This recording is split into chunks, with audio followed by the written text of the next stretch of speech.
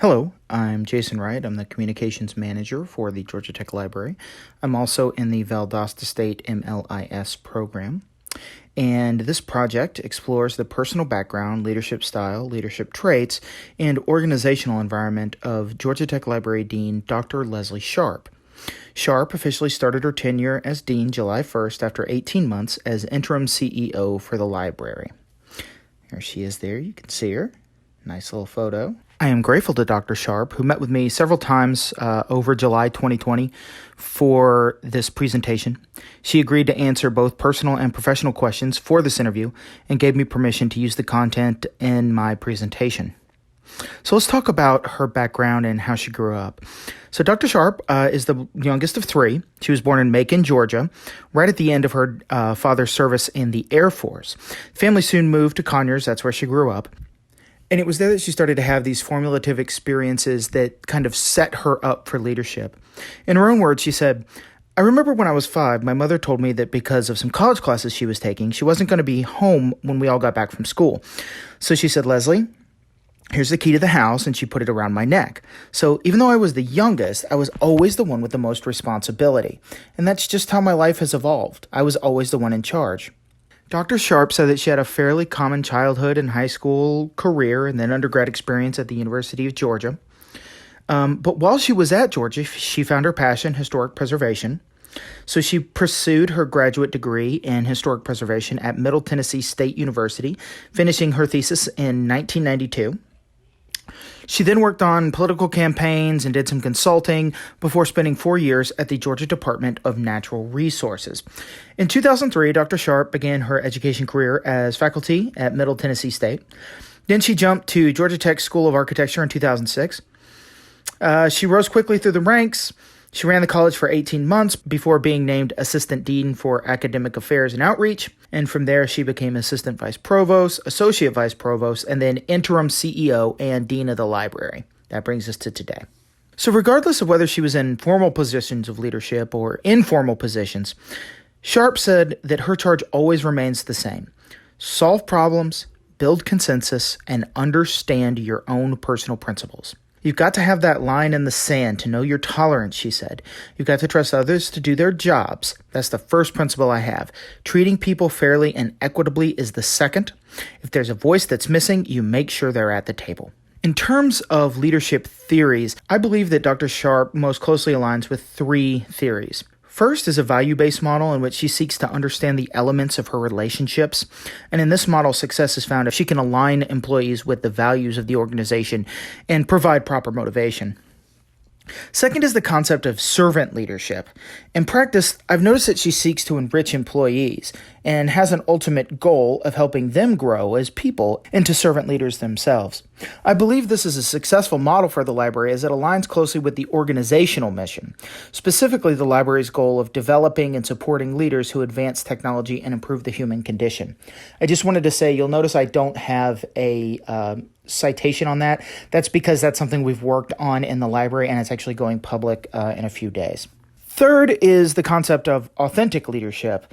And I personally studied these concepts at the University of Virginia's Weldon Cooper Center for Public Service. So when Dr. Sharp started coming and speaking to our group, I knew that she was aware of the power of this theory, especially in an organization of knowledge experts like you have in the library. In practice, I found her to be really self-aware of her ethics while building positive psychological capital with followers, which are key concepts in that authentic leadership model. In terms of her leadership style, Dr. Sharp said that she wants to build consensus and stick to the decisions made from it, because that way you build trust. And in her own words, she said, if you listen to the people around you, they'll learn to trust you or listen to you, and eventually they'll realize you're doing the best you can.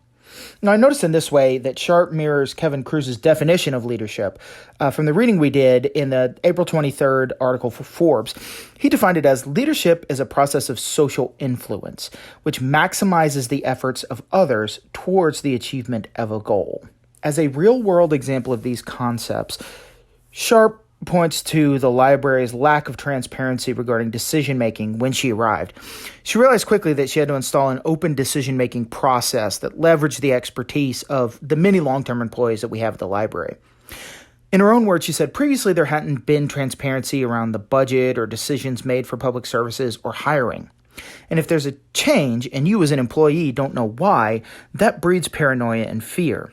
And so in the environment, I believe that Dr. Sharp is seeking to build a system of managerial checks and balances to ensure the long-term strength of the organization. Padilla in our text writes, although leaders need discretion and flexibility to do their jobs, unconstrained authority presents many opportunities for destructive leaders to abuse power.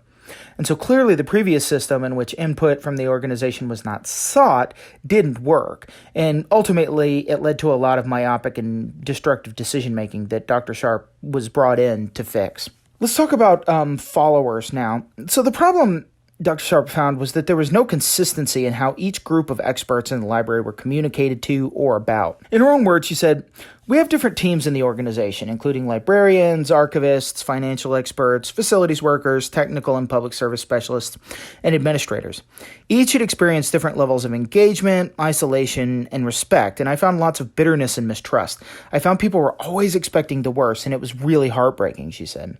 So her plan was to rebuild trust in the Institute and prove that it cared about the people in the library. So within the first year, she completely reorganized the existing leadership and replaced an associate dean with a popular librarian who is known to be a trusted ally for other long-term employees. It's an interesting environment, Dr. Sharp said, and in her own words, she said, we have a distributed power structure throughout our hierarchy, and adding to that complexity is the faculty governance, which itself acts as a larger faculty structure of the Institute. And the dynamics are complicated, she said, with all sorts of official and unofficial leadership positions, advocating for decisions that aren't always in everybody's best interest. So often the informal power dynamics come down to seniority or who's been there the longest. So she said she always asks herself this: how do I make a difference in the lives of long-term employees who might have given their entire professional careers to Georgia Tech? How do you make them feel valued? And she said it's really hard to undo the emotion, but once you look at equity, you can reward the people doing the work. So looking forward, Dr. Sharp realizes that the looming issues facing the Georgia Tech Library include pandemic uncertainty, or budget crunches, and the confined effects on employees. I've been able to fix a number of issues, she said, but the pandemic and the budget crisis are introducing new levels of fear back into the organization. And the problem isn't necessarily just this fiscal year, although it is getting worse the longer we get into it. It's the next 2 to 5 years. She said, we're going to lose positions that are currently filled due to tough budget decisions. And she said, that's what keeps me up at night. So in conclusion, I want to talk about what I personally think about Dr. Sharp. I mean, first, obviously, she's got really strong communication skills, and she's got an empathetic leadership style, an authentic leadership style that I think does really try and maximize the value of each person in the organization. I do worry, especially in a really high-tension environment like right now, that her empathy might lead to burnout because it's just so tough to, when you're caring for 100 people all the time, that's very draining on you as a person. And I also recognize that, there were some wins, some low-hanging fruit, some easy fixes that she could do when she came in. And she could, just by being an authentic leader with good communication skills, sort of be the opposite of the leader that we had before. The problem is once we get out of that grace period, she starts to have to make decisions that really don't have anything to do with the previous dean and were not necessarily influenced by the previous dean. That's going to be a rougher road. And clearly the honeymoon period is going to wear off for people, and she's going to be the authority figure. And especially in the library, I've noticed they're somewhat recalcitrant. And so they're going to rally against a leadership figure like that. So it'll be interesting to see how it plays out. But obviously, she is a competent veteran leader in this type of higher education environment. So I think she'll do quite well, and the Georgia Tech Library has quite a good future in front of it. Thank you very much. Bye-bye.